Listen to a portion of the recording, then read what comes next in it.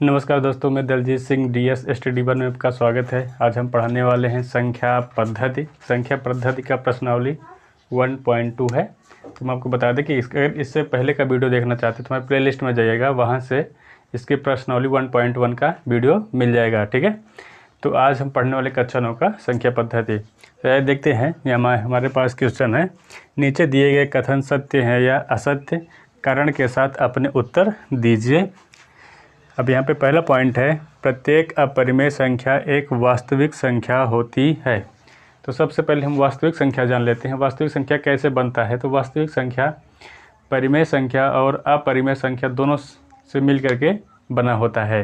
ठीक है, तो परिमेय संख्या जैसे क्या होती है, जैसे 1 2 3 4 5 हमारे यहाँ पे क्या होती है, ये परिमेय संख्याएँ होती हैं। और अपरिमेय संख्याएँ जो भी संख्याएँ अंडर रूट के अंदर होती है, वह क्या होती हैं, अपरिमेय संख्या होती है। तो जो यहाँ पे वास्तविक संख्या होता है वह परिमेय संख्या और अपरिमेय संख्या दोनों से मिलकर के बना होता है। तो यहाँ पे पहला पॉइंट है, जैसे हमारे पास प्रत्येक अपरिमेय संख्या एक वास्तविक संख्या होती है। तो क्या सही है क्या नहीं है? तो यहाँ पे यह मान सत्य हो जाएगा। यहाँ पे हल कर रहे हैं तो पहले पॉइंट को हम लिखते हैं, क्योंकि यहाँ पे लिख करके हमें बताने के लिए कहा है कि अपने उत्तर पुस्तिका में लिखना भी है। तो यहाँ पे हम लिखते हैं कि यह मान सत्य हो जाएगा। क्या है यह? सत्य है। अब यहाँ पे लिखिएगा, प्रत्येक अपरिमेय संख्या एक वास्तविक संख्या होती है। हाँ, तो यह होती है, तो हमने लिखा सत्य। अब कारण लिखना है कि यहाँ पे वास्तविक संख्या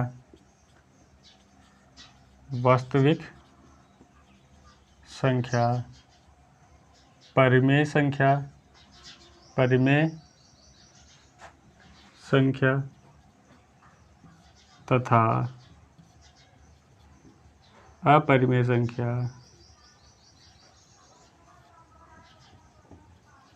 संख्या से मिलकर बना होता है। मिलकर बना होता है। ठीक है, तो हमें यही कारण लिखना है। तो ये कारण हमारा हो गया। क्या होता है? यहाँ पे यह मान सत्य हो जाएगा। ठीक है, तो इसका पॉइंट पहले का ये हो गया। ठीक है, आप अगर देख रहे हैं हमारे वीडियो तो पूरा देखिएगा लास्ट तक, तब आपको अच्छे से समझ में आएगा कि हाँ कैसे कौन सा चीज़ हो रहा है। ठीक है, ये पहला पॉइंट का उत्तर हो गया। दूसरे पॉइंट का हम देखते हैं। यहाँ पे दिखा है, संख्या रेखा का प्रत्येक बिंदु अंडर रूट यम के रूप का होता है, जहाँ यम एक प्राकृत संख्या है। तो यम क्या है? पहली बात तो ये जान लें कि यम एक प्राकृत संख्या है। तो यहाँ पे संख्या रेखा पर बिंदु है अंडर रूट 5 है। तो अंडर रूट 5 क्या है? अपरिमेय संख्या होती है। और जहाँ पे यम एक प्राकृत संख्या है। ठीक है, तो इसे ध्यान से देखिएगा। तो यहाँ पे यह मान के हो जाएगा, असत्य हो जाएगा। तो यहाँ पे दूसरा पॉइंट जो हो जाएगा, क्या हो जाएगा? असत्य। ये असत्य क्यों हो रहा है हम आपको बता रहे हैं। तो यहाँ पे संख्या रेखा पे भी जो भी बिंदु दर्शाए जाते हैं, देखिए यहाँ पे जैसे समझते हैं, जैसे ये हमारे पास रेखा है।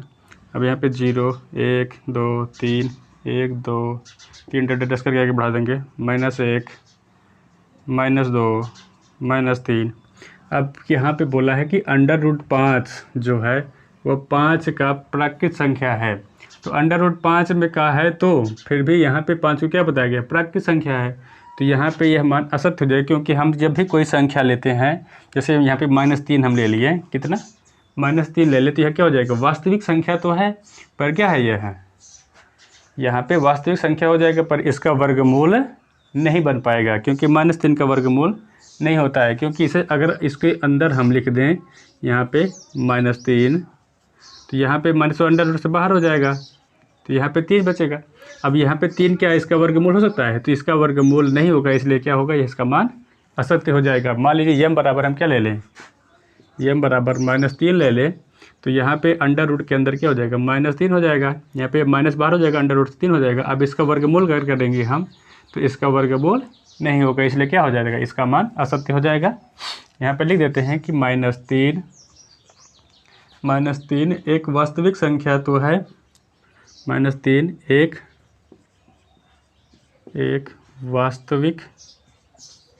वास्तविक संख्या तो है, परंतु यह परंतु किसी भी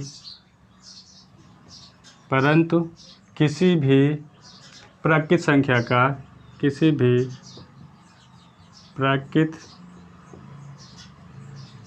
का वर्गमूल नहीं है। ठीक है, यह किसी भी प्राकृत संख्या का वर्गमूल नहीं है। तो यहाँ पे हम जैसे बताया कि आपको यहाँ पे -3 ले लें तो -3 किसी भी प्राकृत संख्या का वर्गमूल नहीं हो पाएगा, तो इसलिए क्या होता है, यह मान असत्य हो जाता है। ठीक है, तो यहाँ पे आप कारण भी लिख लीजिएगा, असत्य के साथ में आपको कारण लिखना है तो आप कारण लिख दीजिएगा। तो तीसरा पॉइंट है हमारे पास, प्रत्येक वास्तविक संख्या एक अपरिमेय संख्या होती है। तो नहीं होती है भैया, यहाँ पे प्रत्येक वास्तविक संख्या एक अपरिमेय संख्या होती है। इसमें यहाँ पे जैसे ये वाला पॉइंट है, यहाँ पे ये वास्तविक संख्या का संख्या रेखा है, तो ये वास्तविक संख्या रेखा में अगर हम माने तो यहाँ पे √3, √2, √1, यहाँ पे 0, 1, 2, 3 है। तो यहाँ पे सब चीज़ों से एक मिलकर बना हुआ है वास्तविक संख्या। तो यहाँ पे केवल क्या कहा है कि यहाँ पे केवल अपरिमेय संख्याओं से ही मिलकर के बना है। तो इसलिए क्या होता है, यह गलत हो जाएगा, क्योंकि यह अपरिमेय संख्या और परिमेय संख्या दोनों से मिलकर के बना हुआ है। इसलिए क्या हो जाएगा, यह मान असत्य हो जाएगा। ठीक है, तो यह मान भी असत्य हो जाएगा। इसका कारण जब लिखेंगे तो चूँकि जैसे हम यहाँ पे मान लीजिए 3 ले रहे हैं, कितना 3 ले रहे हैं, तो अब 3 को क्या कर दें हम, यहाँ पे वास्तविक संख्या तो होगा, परंतु यह क्या है, 3 कभी भी अपरिमेय संख्या नहीं हो सकता, क्योंकि यहाँ पे 3 को अगर हम अपरिमेय कर देंगे तो यहाँ पे क्या हो जाएगा, यह मान गलत हो जाएगा। ठीक है, क्योंकि 3 कभी भी अपरिमेय संख्या नहीं होता। 3 परिमेय संख्या है तो परिमेय संख्या ही होगा, यह अपरिमेय में नहीं बदलता है। ठीक, इसलिए यह असत्य हो जाएगा। तो यहाँ पे लिखेंगे जैसे 3 क्या है, ये यहाँ पे चाहे तो चूँकि लगा दीजिएगा, चूँकि 3 एक वास्तविक संख्या तो है, वास्तविक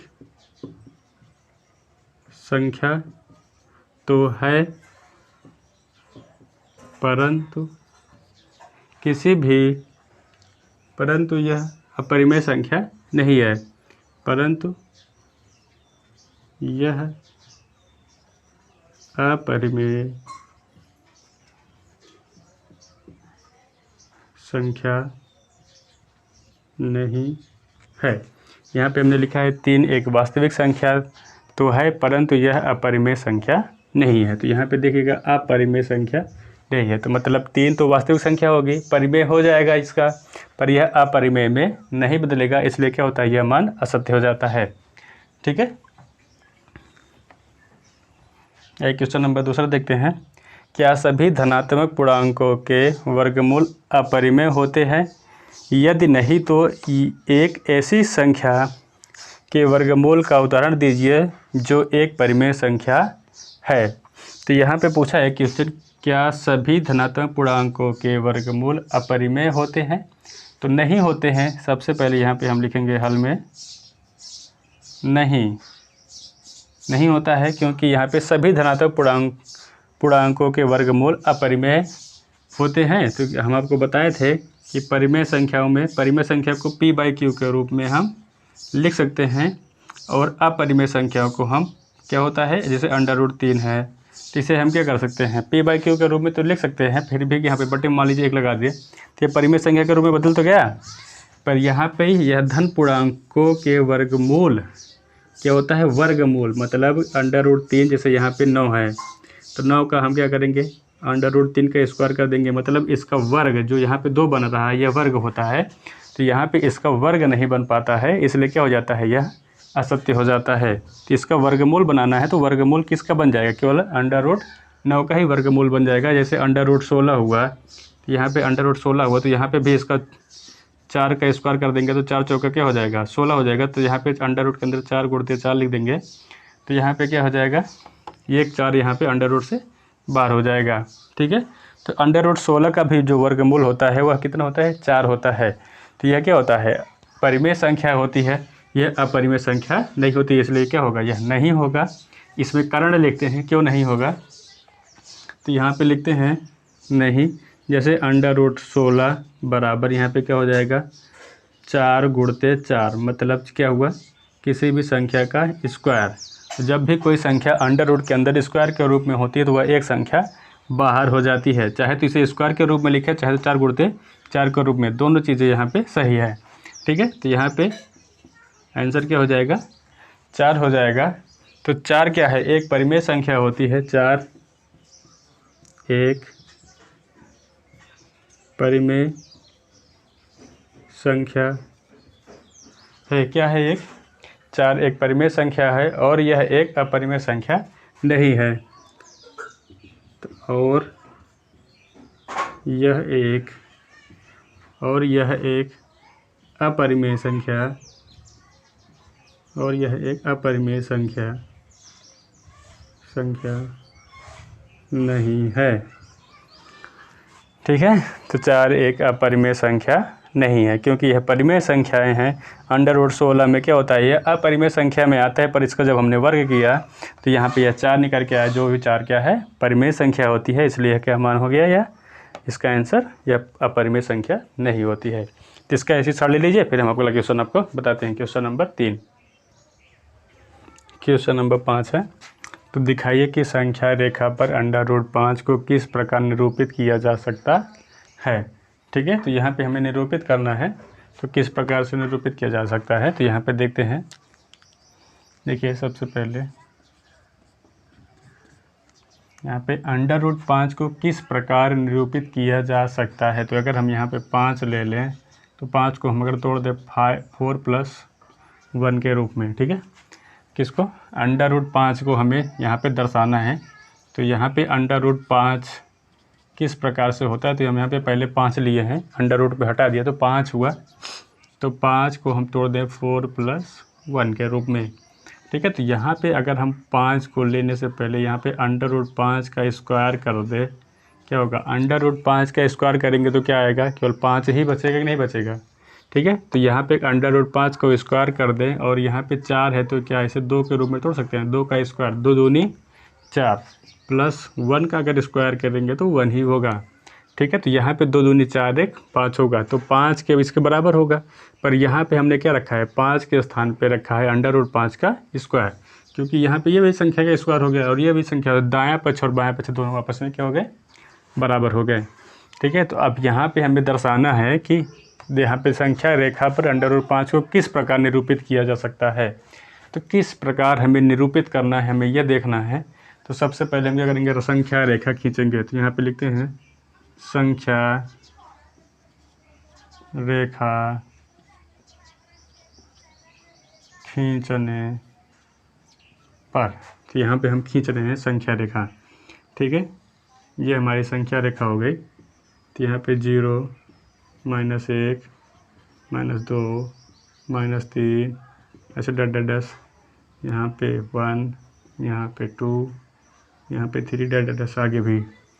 ठीक है, तो सबसे पहले हमने क्या किया, संख्या रेखा खींचने पर, तो हमने सबसे पहले क्या किया, संख्या रेखा खींचते हैं या खींचने पर, तो हमने खींच दिया या खींचे, यहाँ पे लिख देते हैं खींचते हैं तो भी सही है, खींचते हैं या खींचने पर, जो भी आप लिखना चाहें। ठीक है, अपनी मर्ज़ी से। तो यहाँ पे हमने लिख दिया संख्या रेखा खींचने पर। अब संख्या रेखा पर हम कोई बिंदु मानते हैं, जैसे इस बिंदु को हम क्या मानते हैं, O। ठीक है, और दूसरा बिंदु हम इस पॉइंट को मान लेते हैं जिसका नाम है A। तो यहाँ पे लिखेंगे संख्या रेखा पर, संख्या रेखा पर OA बराबर 2 मात्रक कौन से हुआ, यहाँ पे 0 को छोड़ करके 1 और 2, क्योंकि हमने 2 पे माना है 1, तो यहाँ से O से A के बीच की दूरी कितनी हुई, 2 हुई। 2 मात्रक हमने लिया है, तो 2 मात्रक OA बराबर 2 मात्रक लेते हैं। क्या करते हैं, लेते हैं। तो यहाँ पे इतना आपको समझ में आ गया। तो यहाँ पे 2 मात्रक लेते हैं, तो यहाँ पे हम एक लंब डालेंगे, किस पे, मात्रक A जो दूसरा है A पे। अगर इस पे हम कोई लंब डाल दें, तो इस पे अगर हम लंब डाल दें तो यहाँ से ओ से ए तक और ओ से मान लो यहाँ पे यम है, क्या है यम, मान ले इस पॉइंटर को यहाँ पे ओ ए एम के बीच में यहाँ पे देखें तो क्या बन रहा है, एक कोण बन रहा है जो कितने अंश का, 90 अंश का कोण बना रहा है, जिसे हम समकोण कहते हैं। तो ठीक है, तो यहाँ पे लिखेंगे कोण ओ ए एम बराबर क्या हो जाएगा 90 अंश। ठीक है, अब यहाँ पे क्या हो जाएगा हमारे पास कोण ओ ए एम बराबर 90 अंश। तो यहाँ पे हम सबसे पहले देखेंगे कि ए और बी, यहाँ पे तो बी है नहीं तो हम मान लीजिए इस पॉइंट को हम भी मानते हैं, पर यहाँ से ओ से ए के बीच में हम यहाँ पे एक चांदा लेंगे, चांदा से हम इसके बीच की दूरी नापेंगे यहाँ से यहाँ तक, फिर उसके बाद ओ पर रख करके यहाँ पे हम जब कट करेंगे तो यहाँ पे जो कट होगा उस कट का नाम हम देंगे, जैसे यहाँ पे रख करके हमने यहाँ पे कट किया तो ये कट हो रहा है यहाँ पे, तो यहाँ पे कट होगा तो इसका नाम हम क्या देंगे बी, और यहाँ से हम इसे डैश डैश करके मिला देंगे। ठीक है, इधर आपको समझ में आया। संख्या रेखा सबसे पहले खींचे, फिर इस पर हमने लंब डाला ए पे लंब डालने के बाद हमने ओ और ए के बीच में हमने क्या रखा, इसके बीच की दूरी नापी चांदे से, जब चांदे से नापी तो हमने इसी से क्या हुआ ऊपर कट किया, तो यहाँ पे कट करने के बाद इसका मान जो होगा वह क्या मान होगा 1 होगा, मात्रक जो होगा इसका 1 होगा, क्योंकि इसके में बीच में कोई भी मात्रक नहीं लिखा गया तो इसका मात्रक हम क्या मानते हैं 1। ठीक है, तो यहाँ पे ए बी बराबर क्या हो जाएगा, एक मात्रक काटते हैं, एक मात्रक काटते हैं। तो हमने क्या किया, यहाँ से ओ से बी पे हमने कट किया, यहाँ पे ए एम के बीच में हमने कट किया जो बी है, तो बी का जो मात्रक होगा वह क्या होगा, एक मात्रक होगा। ठीक है, तो उसे हम ए बी बराबर एक मात्रक काटते हैं हमने लिख दिया। ठीक है, तो ओ अभी यहाँ पे क्या लिखेंगे, हमने इसे डैश डैश मिलाया है तो ओ बी को मिलाने पर, यहीं पे चाहे तो आप लिख सकते हैं यहाँ पे काम करके ओ बी को मिलाने पर। ठीक है, या मिलाया, सीधे सीधे ओ बी को मिलाया। ठीक, कहानी ख़त्म। तो यहाँ पे ओ बी को मिला दिया हमने। अब ओ बी को जब हमने मिला दिया तो इसके बीच में क्या मान हो रहा है हम इसको देखते हैं। तो समकोण त्रिभुज कौन कौन सा बन रहा है, यहाँ पे ओ ए बी, ए को हमेशा हम बीच में रखेंगे क्योंकि इसी पे क्या हो रहा है, समकोण त्रिभुज बन रहा है। तो समकोण त्रिभुज ओ ए बी में पाइथागोरस प्रमेय द्वारा, समकोण त्रिभुज ओ ए बी में पाइथागोरस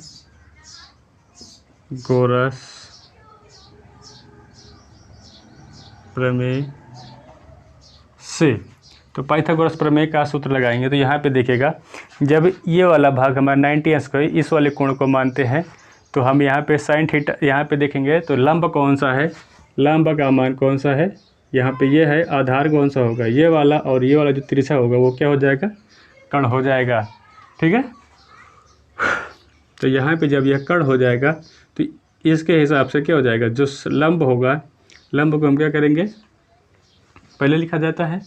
तो यहाँ पे सूत्र होता है, हम यहाँ पे आपको लिख दें पहले फिर आपको बताते हैं। कर्ण का स्क्वायर, पाइथागोरस को जो सूत्र होता है, कर्ण का स्क्वायर बराबर लंब का स्क्वायर प्लस आधार का स्क्वायर।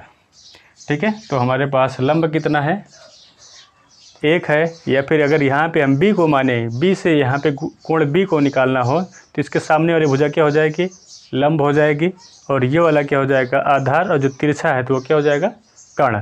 ठीक है, तो अगर हम b से लेना शुरू करें, जैसे कोण यहाँ से लेना शुरू करें तो यहाँ पे इसके सामने वाली भुजा क्या हो जाएगी, लंब, और यह क्या हो जाएगा, आधार, और यह क्या हो जाएगा, तिर्यक वाला हमेशा कर्ण होता है।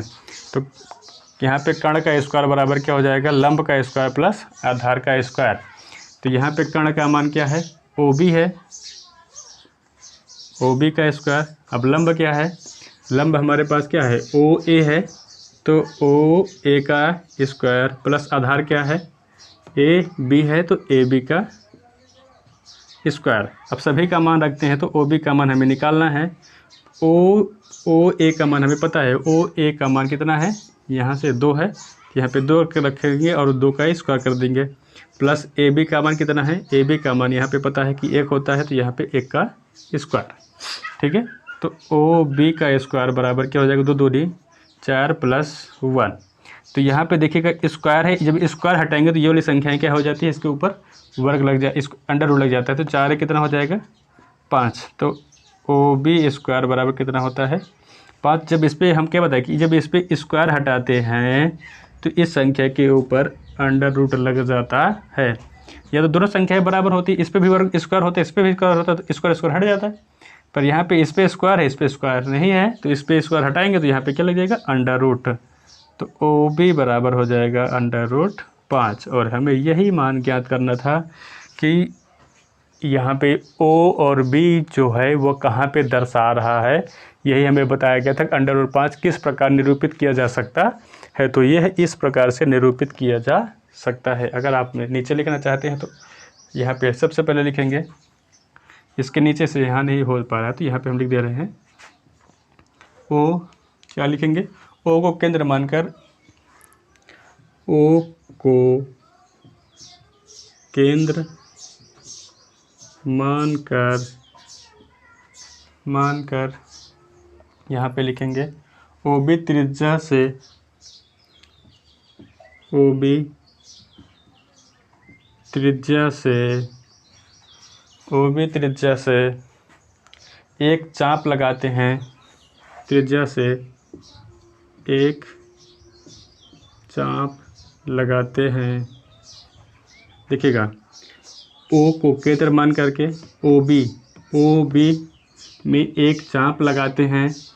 ठीक है, क्या लगाते हैं, एक चाप लगाते हैं जो संख्या रेखा को P पर काटता है। किस पे काटता है, संख्या रेखा को P पर काटता है, जो संख्या रेखा को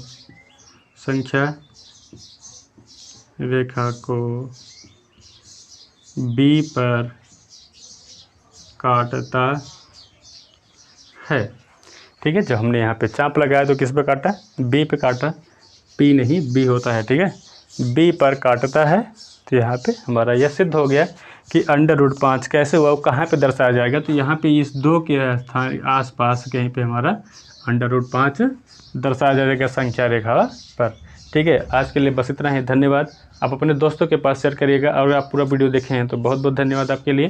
ठीक है, अपने दोस्तों के पास शेयर करिएगा, और हमारे चैनल को सब्सक्राइब नहीं किया तो सब्सक्राइब कर दीजिएगा, लाइक कर दीजिएगा और बेल आइकन को जरूर दबाएं।